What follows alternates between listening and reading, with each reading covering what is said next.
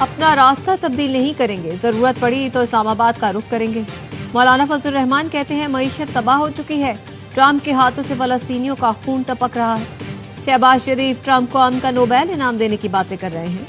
پاکستان اور افغانستان کو اپنے رویوں پر نظر ثانی کرنی چاہیے، سب کو مل کر صوبے کے لیے لڑنا ہوگا۔ 2018 سے خیبر پختونخوا کو اس کا حق نہیں مل رہا، زم اضلاع بھی حقوق سے محروم ہے۔ صوبے کے حقوق کے لیے تمام سیاسی جماعتوں کے ساتھ مشاورت کریں گے۔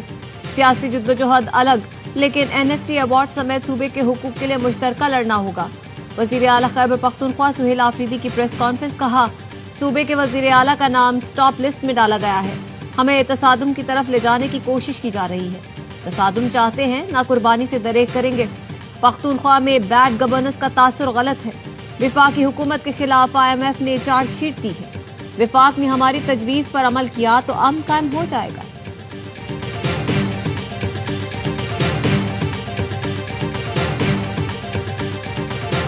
وفاقی حکومت کا خیبر پختونخوا میں گورنر راج لگانے پر غور۔ گورنرشپ کے لیے 6 نام سامنے آ گئے۔ ذرائع نے بتایا موجودہ گورنر فیصل کریم کنڈی کا نام سر فہرست ہے۔ 3 سابق وزراء اعلیٰ بھی فہرست میں شامل۔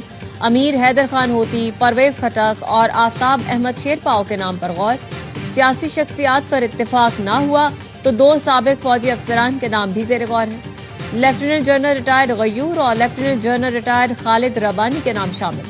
فیصل کریم کنڈی کہتے ہیں انہیں گورنر کی تبدیلی سے متعلق علم نہیں، تبدیلی کی خبریں کسی کی خواہش ہو سکتی ہیں، پارٹی کا جو فیصلہ ہوگا قبول ہوگا۔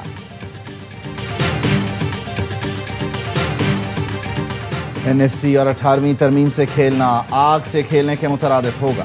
دوسرے اداروں کی پارلیمان کے دائرہ کار میں مداخلت قبول نہیں، ایسے کسی فیصلے میں ساتھ نہیں دیں گے جس سے صوبوں کے حقوق پر ڈاکہ ڈالا جائے۔ 18ویں ترمیم اور NFC پر تنقید کرنے والوں کو اندازہ نہیں کہ ہم نے علیحدگی پسند سیاست دفن کر دی۔ ملک میں فالٹ لائنز تھیں اور ہیں، 18ویں ترمیم کے بعد وفاق کو مضبوط کیا۔ NFC ایوارڈ صوبوں کے معاشی حقوق کی ضمانت ہے۔ بلاول بھٹو کا پیپلز پارٹی کے یوم تاسیس کی تقریبات سے ویڈیو لنک خطاب، کہا آئینی عدالت سے صوبوں کو برابر کی نمائندگی دلوائی۔ کچھ لوگوں کی کوشش ہے کہ آئینی عدالت کو متنازع بنائے۔ کوئی عدالت یا جج آئینی ترمیم کو کالعدم قرار نہیں دے سکتا۔ پارلیمان کے اختیارات اور دائرہ کار کا تحفظ کریں گے۔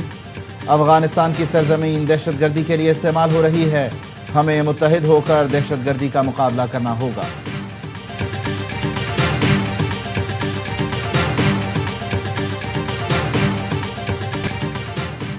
PTI کا بھارت اور افغانستان کے ساتھ گٹھ جوڑ ہے۔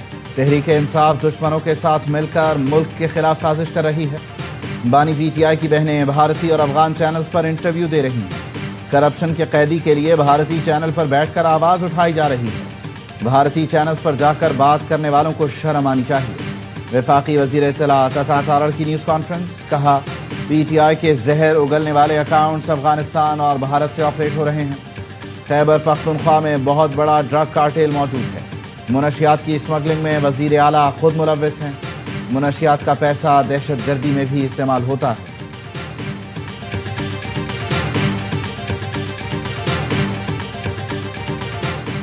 چیف آف ڈیفنس فورسز کے نوٹیفیکیشن پر کام شروع ہو گیا ہے۔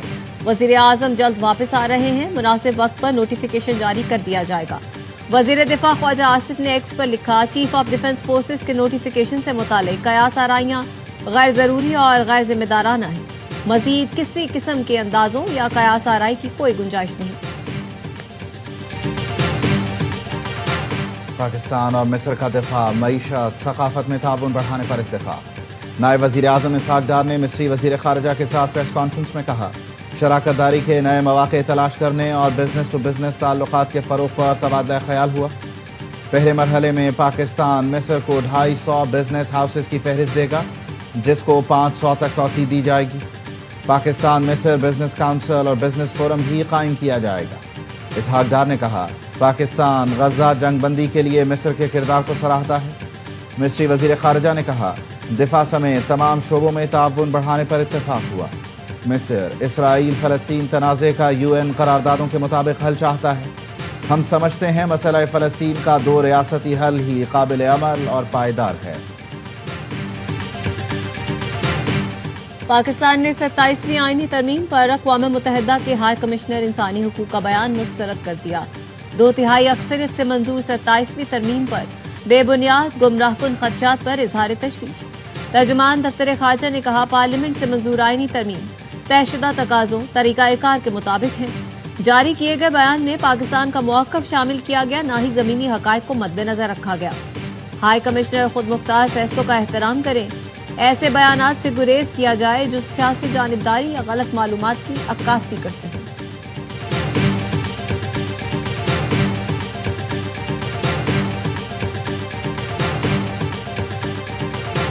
अमरीकी होमलैंड सिक्योरिटी ने मुजरिमाना सरगर्मियों में मुलव्वस अफगान शहरियों की फहरिस्त जारी कर दी। अमरीकी होमलैंड सिक्योरिटी के मुताबिक बाइडन दौर में आने वाले मुतअद्दिद अफगान शहरियों ने संगीन जराइम का इर्तिकाब किया। अफगान शहरियों ने पुलिस पर फायरिंग, जिनसी तशद्दुद और दहशतगर्द सरगर्मियों का एतराफ़ किया। जमाल वली और मोहम्मद खरवेन को रिहाई दी गई, जो बाद में पुरतशद्दुद जराइम में मुलव्वस पाए गए। जमाल वली ने वर्जीनिया में 2 पुलिस अफसरान पर गोली चलाई और जवाबी कार्रवाई में मारा गया।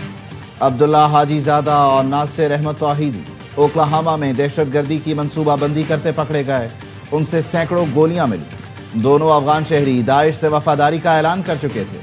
बहारुल्लाह नूरी विस्कॉन्सन में बच्चे से जिनसी ज्यादती के इल्जाम में गिरफ्तार हुआ। अफगान शहरी ज़बीहुल्लाह मोहम्मद को मोन्टाना में जिनसी ज्यादती के इल्जाम में पकड़ा गया। होमलैंड सिक्योरिटी का कहना है, जो पहले दहशतगर्दी की निगरानी की फहरिस्त में थे, उन्हें अमरीका में रहने दिया गया। वो अफराद जो अवामी तहफ़्फ़ुज़ के लिए खतरा हैं, उन्हें मुल्क से निकाल दिया जाएगा।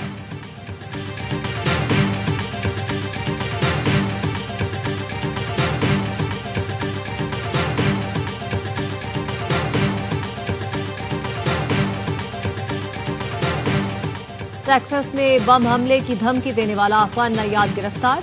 अमरीकी हुकाम के मुताबिक मोहम्मद दाऊद अल-कोज़ई ने टिकटॉक वीडियो में इशारा दिया था कि वो बम तैयार कर रहा है। मोहम्मद दाऊद अल-कोज़ई पर रियासती सतह पर दहशतगर्दी की धमकी देने का मुकदमा दर्ज है। अदालती रिकॉर्ड के मुताबिक मुलजिम 2021 में ऑपरेशन एलाइज वेलकम के तहत अमरीका पहुंचा था।